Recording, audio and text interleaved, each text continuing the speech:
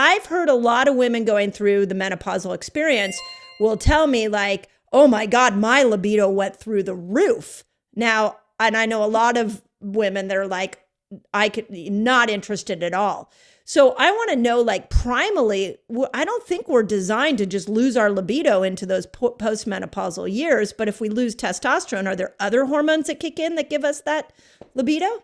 I don't know. I mean, yeah, the estrogen is involved in libido also, but of course that goes away as well as with Right. menopause. And interesting, I know women with testosterone, some women seem very sensitive to testosterone. When their levels go down, they notice it, and when we replace testosterone, they notice it. But then some women aren't really that sensitive. Like I have some patients who have low testosterone and they have good libido, and vice versa. I think that's different than men. In men, I see, when you have low testosterone, almost all of them feel it. And when we replace it, almost all of them feel it. But, women are a little bit trickier that way. It doesn't always work as well in women as it does in men, in my experience. Do you think there's a toxic piece to the decline of testosterone? One of the women that I had on here was Shauna. Oh my God, I can't remember her last name. She wrote Countdown.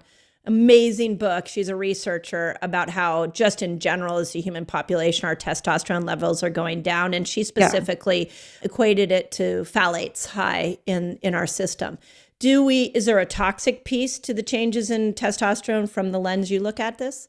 Yeah, I think definitely. I don't know, again, I haven't seen it in women studied, but we've certainly seen in men, because people aren't even measuring women's testosterone. Right. Very few doctors even measure it. And even when they do, they don't know what to do with it. But in men's testosterone, we've definitely seen, 40% or so reduction in the last 50 years.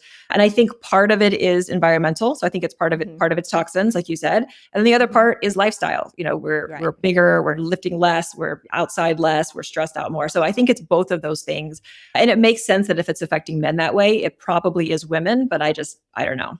Right. And I've heard you say this now 3 or 4 times. It's like, yeah, we don't know because we don't study on women.